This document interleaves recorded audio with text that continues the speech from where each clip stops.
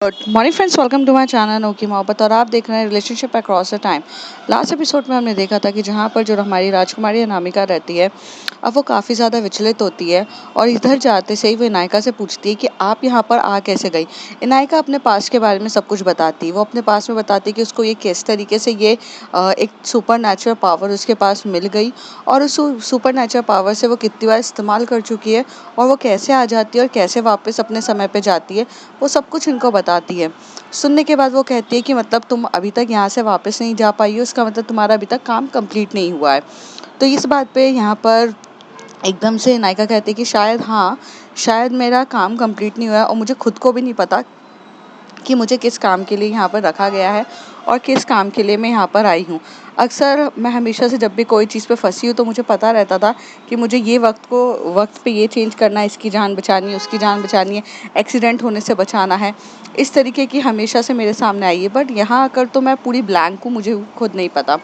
फिर यहाँ पर इनायका उनसे पूछती है कि आप ये सारे सवाल क्यों पूछे हो। तब वो उसको बताती है कि राजकुमार देवेंद्र से आपको बचाना है और ईस्ट इंडिया कंपनी से बचाना है। तो मेरे पिताश्री मतलब यहाँ के जो राजा और रानी है वो ये चाहते हैं कि आपको चित्तौड़गढ़ वापस भेज दिया जाए। तो जिसमें वो कहते हैं कि वो बिल्कुल सही तो कह रही हैं। फिर यहाँ पे नायिका उनको बताती है कि चित्तौड़गढ़ जाने में क्या प्रॉब्लम है। चित्तौड़गढ़ आप ऐसे बताइए, प्रिटेंड करिए कि चित्तौड़गढ़ भेज रहे हैं और मैं यहाँ पे दासी बनकर कहीं पर भी छुप कर रह लूँगी। महल इतना बड़ा है कि कोई भी मुझे ढूंढ नहीं सकता। ये बात पे कहीं ना कहीं राजकुमारी अनामिका को सही लगता है और वो ये बात कर देती हैं।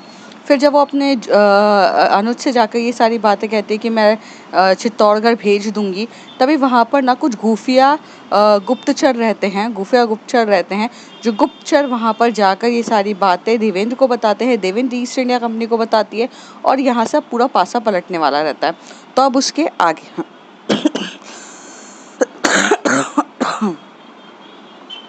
राजकुमारी अनामिका यहाँ पर सुबह का समय रहता है और राजकुमारी अनामिका यहाँ पर देख रही रहती हैं।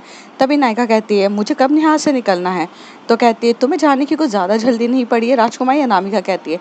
तभी नायिका कहती है नहीं, मेरे को कहीं जाना कहाँ है, मुझे तो बस यहीं पर इसी महल में एक कमरे से दूसरे कमरे पर छुपना है। तो उसके लिए मेरे को क्या जल्दी रहेगी। तो कहते हैं ये सब चीज़ें ना बहुत सोच समझ के, ये सिर्फ तुम्हारे और मेरे बीच रहेगी और यहाँ पर जो मेरी निजी दासी है रानी उसके पास रहेगी। यहाँ पे वो निजी दासी रानी को बुलाते हैं। रानी आती है और बोलती है जी हुकुम हुकुम करिए राजकुमारी। तो उसे कहते हैं कि आपको जिस तरीके से मैंने सब चीज़ बताया है कि भोजन की व्यवस्था, खाने की व्यवस्था, हर एक चीज़ की व्यवस्था आप उस बाहर अतिथि देवो भव के पीछे जो गोपनीय कमरा है उसमें आप जाकर पूरी व्यवस्था कर दें। आपने कर दी। तो कहते जी राजकुमारी अनामिका, मैंने वो सारी चीज़ें कर दी हैं और आपको बेफिक्र रहिए, आप बेचिंतित रहिए कि आगे जाके कोई भी मुसीबत नहीं आएगी। तो कहते ठीक है। और हाँ, तुम्हारी पालकी आज शाम को रात को निकलेगी। रात्रि का समय में चुपचाप निकलने में ज़्यादा फायदा रहता है। अगर हम दिन के समय लेकर जाएंगे तो यहाँ पर कोई भी तुम्हारे पीछे पड़ जाएगा और ये सारे जो काम होते हैं ये छुपके छुपाए किए जाते हैं। एक राजकुमारी को उसके राज्य तक भेजने के लिए छुपके तरीके से भेजना है, गोपनीय तरीके से भेजना है, ताकि आगे जाके कोई भी शत्रु तुम पर वार ना कर सके। इसलिए हम ये सारे कार्य को पूरे तरीके से करेंगे, लेकिन अभी नहीं, रात्रि के समय में जब सूर्य ढल जाएगा उसी समय हम आपको यहाँ से गोपनीय तरीके से गोपनीय जो कमरा है वहाँ भेज देंगे और यहाँ पर दूसरी दासी को तुम्हारी पालकी में बिठाकर हम वहाँ पर राजकुमारी इनायका बनाकर भेज देंगे। तो तभी यहाँ पे नायिका कहती है और वो दूसरी रानी कौन है। तो वहाँ से एक दूसरी दासी आती है, कहती है जी मैं हूँ। राजकुमारी अनामिका ने मुझे बता दिया है और वैसे भी अपने देश के लिए, अपने राज्य के लिए अगर हमें समर्पित होना पड़े तो हमारे लिए इससे भाग्यशाली बात क्या होगी। तभी नायिका कहती नहीं नहीं, मैं नहीं चाहती कि मेरी वजह से किसी की जान चली जाए। आप ये कैसे बोल रही हैं। तभी राजकुमारी अनामिका कहती जान किसी की भी नहीं जाएगी, इस बात पे हम पूरे निश्चित तरीके से रहेंगे। हम यहाँ पे हमारी दासी की भी जान की उतनी ही परवाह करते हैं जितनी आपकी जान की करते हैं और हमारे लिए ये हमारी दासी नहीं है, ये हमारी मित्र है जो हमारी मदद कर रही है इन सब के लिए। आप बेफिक्र होइए, परंतु आपकी जगह पे हमें इनको भेजना बहुत ज़्यादा ज़रूरी होगा, क्योंकि अगर हम इनको नहीं भेजेंगे तो आगे जाके बहुत सारी चीज़ें आएंगी। पालकी खाली तरीके से तो भेज नहीं सकते, पालकी को भरकर ही भेजना पड़ेगा। और वैसे भी आपको पूरे तरीके से तैयार किया जाएगा। आप हमारे राजा के सामने, राजा रानी से, हाँ मतलब हमारे जो पिताश्री और हमारे माताश्री है, उनके सामने यहाँ से पालकी के अंदर बैठेंगी। और जैसे आप पालकी की एक तरफ से बैठेंगी तो दूसरी तरफ से आपको पालकी के वहाँ से निकाल दिया जाएगा और यहाँ पे ये निजी दासी बैठेगी। बहुत सारी चीज़ें हैं, हम आपको बता देंगे। ये बोलकर यहाँ से ना वो चली जाती हैं। जैसे वो यहाँ से जाती हैं राजकुमारी अनामिका, तब उनको अनुज मिलते हैं। अनुज उनसे पूछते हैं कि क्या आप सच्ची में भेज रही हैं, क्या आप सच्ची में भेज रही हैं नायिका को।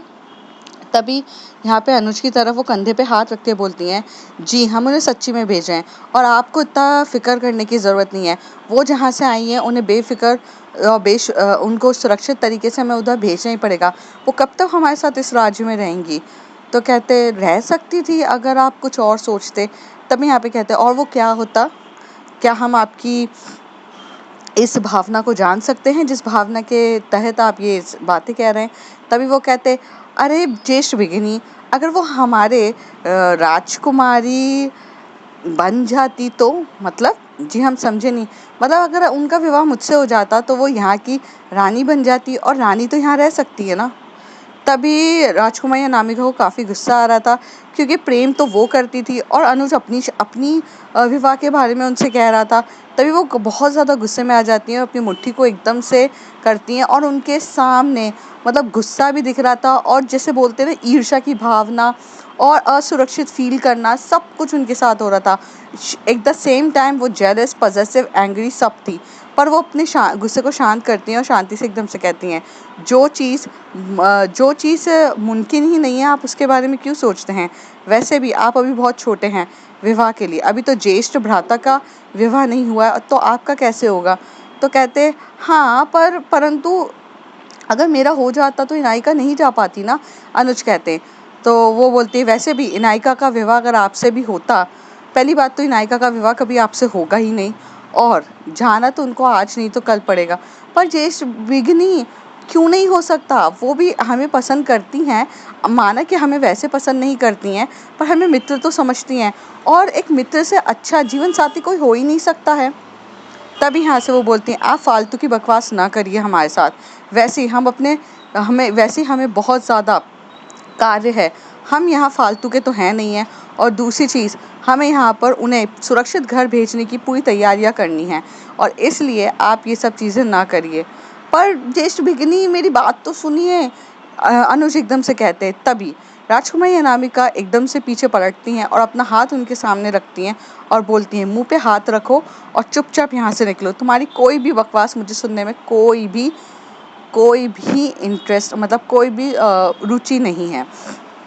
ये बोलकर यहाँ से जो राजकुमारी अनामिका रहती है चली जाती है। वो उसी उस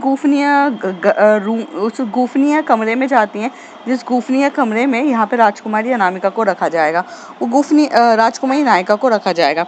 राजकुमारी अनामिका वो पूरा गोपनीय कमरा देखती हैं और पूरा उसको सुरक्षित करती हैं। उसमें ना 2-3 तलवारें भी रखती हैं और वहाँ पर ना चीज़ों की सुरक्षा के लिए उनके लिए बहुत सारी चीज़ें रखवाती हैं। और यहाँ पर जो इनायका रहती है उनको बुलाया जाता है। इनायका जैसी आती है वो कहती है कि ये कमरे में रहूँगी, ये कमरा तो काफ़ी ज़्यादा सुरक्षित है, पर यहाँ तो धूप भी नहीं आती है, यहाँ तो कोई किसी भी प्रकार का बाहर देखने का तरीका नहीं, क्या तुम मुझे कारावास में रख रही हो। यहाँ पर एकदम से कहती है it's type of feelings like a jail. तो वो कहती है ऐसा कुछ नहीं है, सिर्फ कुछ आज रात की बात है। आज जैसी ये रात यहाँ से ख़त्म हो जाएगी आप हमारे साथ हमारे ही शयन कक्ष में रहेंगी। ये कक्ष आपके लिए बना ही नहीं है, ये तो सिर्फ गोपनीय कक्ष है, क्योंकि अगर हमारे राज्य में हमला भी हो जाए तो इस गोपनीय कक्ष के बारे में कोई भी नहीं जानता है और आप सुरक्षित रहेंगी। और आपको यहाँ पर आके हम कुछ बताना चाहते हैं। गोपनीय कक्ष जो रहता है वो पूरी तरीके से सुरक्षित रहता है। कहते थे कि पहले के जो राजा और रानी लोग थे उन्हें पता रहता था कि कभी भी उनके ऊपर प्रहार या उनके ऊपर किसी भी तरीके के खतरा मंडरा सकता है। तो वहाँ पर राजा रानी एक गोपनीय कक्ष ज़रूर बचाते थे जिसमें वो अपने बच्चों को सुरक्षित कर सकें, और उस गोपनीय कक्ष भी यहाँ पर भी बनाया गया था। इस पूरे राज्य में, इस पूरे महल में एक गोपनीय कक्ष था जो ये था, और जिसके बारे में बहुत कम लोग जानते थे। मतलब यहाँ पे राजा रानी और उनके भ्राता और उसके अनुज, और यहाँ पे अनामिका और मंत्री, और यहाँ पर थोड़े बहुत कुछ और क्षण लोग थे जो लोग जानते थे। यहाँ पर गोपनीय कक्ष का एक छोटा सा दरवाज़ा भी रहता है जो एक पूरे तरीके से यहाँ से, मतलब एक बोल सकते हैं लेन जो होती है ना, अंदर गुफा की तरफ से होते हुए बाहर, राज्य के बाहर मेन द्वार तक ये जाता है। और यहाँ से अगर आपके ऊपर कभी भी कोई भी तरीके की आफत आए तो आप ये यहाँ पर मशाल लेके इस द्वार का उपयोग करेंगे, और ये द्वार आपको धीरे से पूरा मेन मुख्य द्वार के पास लेकर जाएगा। ये सब चीज़ें यहाँ पर राजकुमारी अनामिका यहाँ पर समझा रही रहती नायिका को। वैसे वो बोलती है कि कभी आपको ये करना नहीं पड़ेगा, बट आज आपके ऊपर खतरा मंडरा रहा है तो आपको इस चीज़ का ध्यान में रखना पड़ेगा। ये सब चीज़ें मैं इसलिए बता रही हूँ कि अगर मैं यहाँ नहीं भी रहूँ और आपको अगर ऐसा पता चले कि यहाँ पर हमला हो चुका है या कुछ भी हो सकता है, तो आप यहाँ से अपनी जान बचाते हुए यहाँ से निकलेंगी। ये बात मैं आपको बता रही हूँ। वैसे पूरे समय आपके साथ कोई रहेगा तो हमारी निजी दासी रहेगी। हमारी निजी दासी को तलवारबाजी आती है, हमने उन्हें तलवारबाजी पहले से सिखाई हुई है, तो तलवारबाजी से आपको कई हद तक बचा सकती हैं। तब वो एकदम से तलवार निकाल के बोलती है, जी जी महाराज। तो वहाँ से बोलती है, आपने इनको भी सिखाया, बट आपने इनको भी सिखाया पर मुझे तो ये सब चीज़ें आपने सिखाई नहीं। तो कहती, समय ही तो नहीं मिला, अगर हमें समय मिलेगा तो हम आपको पूरे तरीके से यहाँ पर तलवारबाजी और अपने आप को सुरक्षित करना पूरे तरीके से सिखाएंगे। निजी दासी हमारे साथ हमारे बचपन से है और इन्हें तलवारबाजी का बहुत ज़्यादा शौक़ था। ये हमें जब भी तलवारबाजी करते हुए देखती थी, इसलिए गोपनीय तरीके से आकर हमसे बोलती थी कि हमें तलवारबाजी सिखाओ। तो हमने इनको पूरे तरीके से सिखाई है। आज ये इतनी काबिल हैं कि अपने आप को भी सुरक्षित कर सकती हैं और वक्त आने पर आपको भी पूरे तरीके से सुरक्षित कर सकती हैं। तो इस चीज़ से आप बेफिक्र रहिए। परंतु हम ये सब चीज़ें आपको इसलिए बता रहे हैं कि आज अगर कल हम पे कुछ हो जाए तो आपको पता होना चाहिए कि आपको क्या करना है। तभी एकदम से नायिका उनके मुंह पे हाथ रख के बोलती, कुछ भी मत बोला करो यार, आपको क्यों कुछ होगा, मैं नहीं चाहती आपको कुछ हो। तभी यहाँ से आंखें पढ़ लेती हैं यहाँ पर जो राजकुमारी अनामिका नायिका की, कि वो काफ़ी ज़्यादा इमोशनल हो गई है। तो अपनी दासी की तरफ इशारा करती है और कहती है कि यहाँ पर जो जाना है ना उन लोगों को चित्तौड़गढ़ के राज्य में, तो उसकी तैयारी की जाए। नीची दासी अपना सर हिलाती है और वहाँ से जाने का प्रस्थान कर देती है। यहाँ पर राजकुमारी अनामिका देखती हैं कि जब वहाँ पर एकांत में ये लोग खड़े हैं जहाँ पे आजू बाजू कोई भी नहीं है, तब यहाँ पर राजकुमारी अनामिका कमर से एकदम से नायिका को पकड़ती हैं और कहती हैं, क्यों इतना ज़्यादा डरती क्यों हो, आज नहीं तो कल होना ही है, और वैसे भी नियति को कौन टाल सकता है, जिसका जन्म हुआ है उसकी मृत्यु तो निश्चित ही है, तो फिर इस बात पे इतना ज़्यादा गौर क्यों करना। तो कहती है, मतलब बकवास मत करो, ये मैंने बहुत प्रवचन सुने हैं कि अगर जो बॉर्न हुआ है वो डाई होगा, लेकिन इससे फ़र्क तो पड़ेगा ना किसी को भी, और मुझे फ़र्क पड़ता है और मैं नहीं चाहती कि आपको कभी भी कुछ हो। ये बोलते हुए वो एकदम से उनकी आंखों में आंसू आ जाते हैं। राजकुमारी अनामिका नायिका की आंखों में से पूरे आंसुओं को पोंछती है और उसको अपने करीब करते हुए बोलती है, रोया मत करो, रोते हुए बिल्कुल भी अच्छी नहीं लगती हो, अच्छा मुस्कुराओ। और ऐसे कह के उसके लब पे अपने लब रख देती है और उन्हें बहुत प्यार से धीरे धीरे से तरीके से कर रही रहती है। तभी वो बहुत ज़्यादा होती है। यहाँ पर किसिंग जो हो रही रहती है वो बहुत पैशनेट तरीके से हो रही रहती है, और जब थोड़ी देर के बाद किसिंग छोड़कर यहाँ पे राजकुमारी अनामिका उन्हें उनका हाथ पकड़ के बोलती चलें, पर यहाँ पे नायिका एकदम से रुक जाती है। नायिका एकदम से रुकती है और राजकुमारी अनामिका को अपनी ओर खींचती है। तभी राजकुमारी अनामिका उसी तरफ देख के बोलती है, अब क्या हो गया। तो कहती हैं, पता नहीं, मेरा दिल बहुत बेचैन है कि इसके बाद पता नहीं क्या होगा, कुछ अच्छा होगा या बुरा होगा मैं नहीं जानती, पर मैं थोड़ा समय आपके साथ बिताना चाहती हूँ और मुझे नहीं पता क्या होगा, बट मैं चाहती हूँ कि मैं कुछ समय आपके साथ बिता सकूँ। राजकुमारी अनामिका उनकी तरफ देख के बोलती हैं, और आप किस तरीके से बिताना चाहती हैं। तो कहते इस तरीके से। वो इनको एकदम से धक्का देती हैं और वहाँ पर जो बेड रहता है उस बेड पे गिरा देती है और उसके ऊपर आकर उसके लिप्स पे अपने लिप्स रख के उसे बहुत पैशनेट तरीके से किस करने लग जाती है। आज यहाँ पे नायिका बहुत पैशनेट तरीके से उसे किस कर रही रहती है और यहाँ पे राजकुमारी अनामिका उनको अपने ऊपर पूरे तरीके से लेती हैं। थोड़ी देर के बाद वो उन्हें उठाती हैं और उनके जितने भी जो वस्त्र रहते हैं उसे उतारने के लिए कोशिश कर रही रहती हैं। पर यहाँ पे राजकुमारी अनामिका मना कर देती है और कहती हैं नहीं, अभी सही समय नहीं है। तो यहाँ पे नायिका बोलती है जो भी है यही समय है और मुझे अभी के अभी करना है। और ऐसे कह के वो उसके जो चेस्ट पे किस करने लग जाती है, फिर आँखों पे किस करने लग जाती है, फिर उसके लिप पे किस कर रही रहती है, जॉ लाइन्स पे, और सबसे ज़्यादा तो उसके नेक पे किस करते करते, उसके चेस्ट पे किस करते करते उनके जो वस्त्र होते हैं वो पूरे तरीके से रिमूव कर रही रहती है। पूरे कपड़ों को रिमूव करने के बाद वो वहाँ पर फ्लोर पे डाल देती हैं और यहाँ पर उनके ऊपर आकर करने लगती हैं। बहुत पैशनेट तरीके से उनके ऊपर आकर रहती हैं और उनको बहुत प्यार से किस कर रही रहती हैं। एक दूसरे के ऊपर आने के बाद दोनों एक दूसरे के ऊपर रहते हैं। यहाँ राजकुमारी अनामिका से भी अब अपने आप को मतलब अपने आप को कंट्रोल करते नहीं बनता है और वो भी उसके ऊपर आके उनके जितने भी वस्त्र होते हैं, यहाँ पे नायिका के जितने भी क्लॉथ्स होते हैं, जो भी ड्रेस उसने पहनी रहती है वो भी रिमूव कर देते हैं और उसके ऊपर आके पैशनेट तरीके से किस कर रहते हैं। दोनों मिशनरी पोजीशन पे रहते हैं, मतलब फेस टू फेस एक दूसरे की तरफ देख रहे रहते हैं और धीरे धीरे वो अपनी पूरे तरीके से उसके हाथ को टाई कर देती है यहाँ पर राजकुमारी अनामिका और उनके बालों पे हाथ डाल के उसे एकदम से अपनी ओर ऊपर खींचते हुए बहुत पैशनेट तरीके से किस कर रहे रहते हैं। उस गोपनीय दरवाजे पर कोई भी नहीं रहता, उस गोपनीय कमरे पे कोई भी नहीं रहता और इस तरीके से उन लोगों का प्यार की आगाज़ हो रहा रहता है।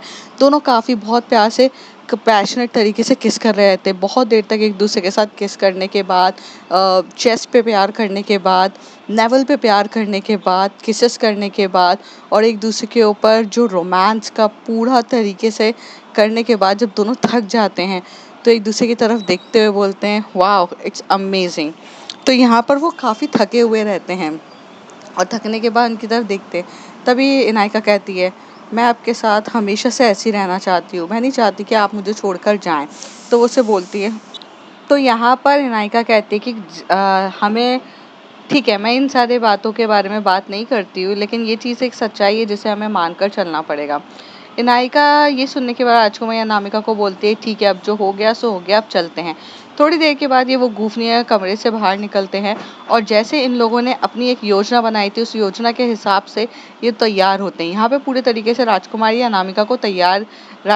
इनायका को तैयार किया जाता है और उन्हें पूरे तरीके से वस्त्र पहनाए जाते हैं। फिर यहाँ पे राजकुमारी अनामिका एकदम से अपने उस अवतार में आती है जिस अवतार में एक योद्धा जो रहता है अपने भूमि में लड़ने के लिए जब वो जा रहा रहता है, अपने राज्य के लिए लड़ने जाता है, वो वेशभूषा वो धारण करती हैं। जैसे कि वो तलवार रखती हैं, सामने के सामने वो जो बॉडी जैकेट्स हुआ करते थे उस ज़माने के, जो लोहे के रहते थे, स्टील के बने हुए रहते थे, उसको वो पूरे तरीके से धारण करती हैं और पूरे तरीके से एक सिपाही की तरह खड़ी रहती हैं, जो एक योद्धा की तरह, जो आज अगर कुछ भी होगा तो लड़ने मरने के लिए पूरे तरीके से तैयार हैं। यहाँ पे राजा और रानी के सामने जब वो आती हैं तो यहाँ पे नायिका अपना सर झुकाती है और उनके पैर पड़ते हुए उनसे बोलती है कि अब मैं विदा लेती हूँ, अब मुझे मेरे राज्य में वापस जाना पड़ेगा क्योंकि वहाँ जाकर अब मुझे रहना पड़ेगा। वो लोग उन्हें बहुत अच्छे से मतलब एक तरीके से जब विदा करते हैं तो वहाँ का एक नियम हुआ करता था कि राजा एक रानी बहुत सारे साथ में विदाई करते समय वहाँ पर फल फ्रूट, उनको वेशभूषाएँ और उनको कुछ ज्वारात, मतलब जो ज्वारात मीन्स ज्वेलरीज जो होती थी वो उनको एज अ भेंट में दिया जाता था। तो वो सब चीज़ें ले लेती हैं और लेकर वहाँ जाती हैं। बाहर में उनकी एक पालकी तैयार रहती है, उस पालकी में राजा रानी के सामने वो बैठती हैं और यहाँ से वो पालकी बाहर की तरफ निकल जाती है, मतलब मुख्य द्वार से जब वहाँ पे जाती है तो यहाँ पर एक गुप्तचर जो रहता है वो यहाँ से एकदम से अपनी उस समय तो कबूतर हुआ करते थे, तो उस कबूतर के ऊपर लिखावट में भेज देता है कि यहाँ से राजकुमारी नायिका सूर्य अस्त होने के बाद अपने राज्य के लिए प्रस्थान कर चुकी हैं, तो आपको जो कुछ भी करना है तुरंत करना पड़ेगा। और यहाँ पे राजकुमारी अनामिका भी उनके साथ जा रही हैं ऐसा उनका सुरक्षाकार बनकर। तो यहाँ से जो गुप्तचर रहते हैं वो जाकर संदेश भेज देते हैं कबूतर के थ्रू और जैसे वहाँ पर जो कबूतर रहता है वो देवेंद्र के पास पहुँचता है, राजकुमार देवेंद्र के पास, और जैसे ही वो कबूतर पे लिखा रहता है कि यहाँ से पालकी जा चुकी है और राजकुमारी अनामिका भी यहाँ से जाने के लिए पूरे तरीके से तैयार हो चुकी हैं, तो वो भी उनके साथ जा रही हैं। ये सुनने के बाद यहाँ पर जो राजकुमार देवेंद्र रहता है वो ईस्ट इंडिया कंपनी के जर्नल जो रहते हैं मिस्टर लुइस, उसके साथ वहाँ खड़ा रहता है और लुइस की तरफ इशारा करके बोलता है कि वो लोग निकल चुके हैं। लुइस यहाँ पर पहले से ही अपना इंतकाम लेने के लिए बेसब्री से इंतज़ार था। उसको वैसे भी रिवेंज लेना ही था राजकुमारी अनामिका से, क्योंकि लास्ट टाइम जब वो क्या बोलते हैं उनसे टैक्स ले रहा था, ऋण ले रहा था, तो उसमें उसने राजकुमारी अनामिका ने उनके ऊपर वार करके उनको ऊपर बहुत ज़्यादा हमला किए थे और कहीं ना कहीं उनको भी घायल किया था और खुद भी घायल हुई थी जब वो यहाँ पर गई थी।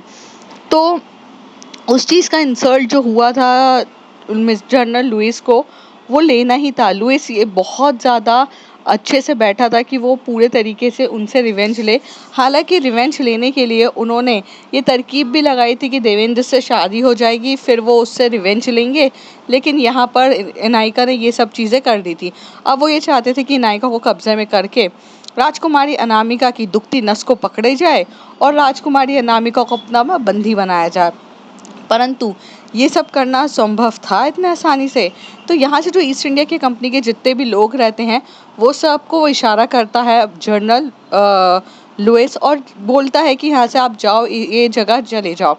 यहाँ पे एक मार्ग रहता है जिस मार्ग में यहाँ से जैसे एक राज्य खत्म होता है, मतलब राजकुमारी अनामिका का राज्य खत्म होता है और दूसरे का राज्य शुरू होने से पहले बीच में एक मार्ग रहता है, वो एक रास्ता रहता है और उस रास्ते पे यहाँ पर वो रास्ता थोड़े से जंगल से होते हुए जाता है। तो जंगल में वहाँ पे सब अपने जो गुप्तचर होते हैं मतलब पूरे वो सैनिक वहाँ पर जाके लगा देता है ईस्ट इंडिया कंपनी के सारे लोग, और वहाँ पर एक पहाड़ रहती है, पहाड़ के वहाँ से छोटा सा एक रास्ता गया रहता है, वो जाना रहता है, तो वहाँ से ये लोग जाने का रहता है।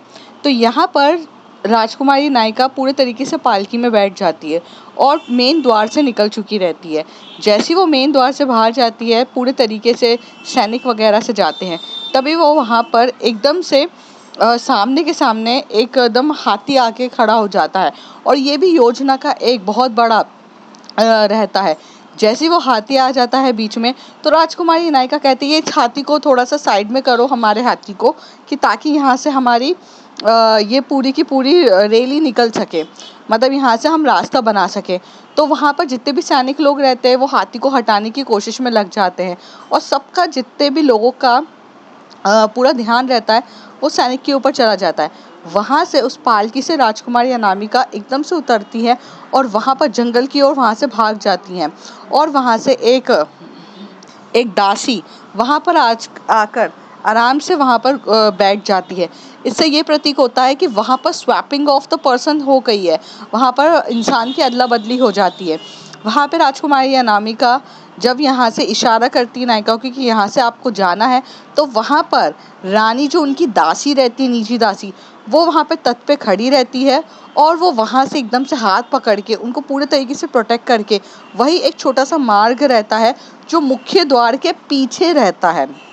मतलब मुख्य द्वार से तो ये लोग निकले रहते हैं, अब मुख्य द्वार से अंदर राजमहल में तो जा नहीं सकते थे, तो वहाँ पर एक छोटा सा द्वार रहता है जो गोपनीय द्वार रहता है। उस गोपनीय द्वार से जहाँ पर राजकुमारी अनामिका ने ये बताया था कि अगर कभी भी कोई भी मुसीबत हो तो इस गोपनीय दरवाजे से आपको बाहर निकल के मेन द्वार, मतलब आप बाहर आ जाएंगी, उसी द्वार से ये लोग उस शयन कक्ष में जो कक्ष रहता है, जो एक गोपनीय कक्ष रहता है, उसमें वहाँ से ये दोनों चली जाती है। अब पूरे समय पर राजकुमारी अनामिका के कहने पर नायिका के साथ वो दासी रहती है और उस दासी को काफ़ी अच्छी तलवारबाजी आती थी, तो वो उसके साथ पूरे समय रहती हैं।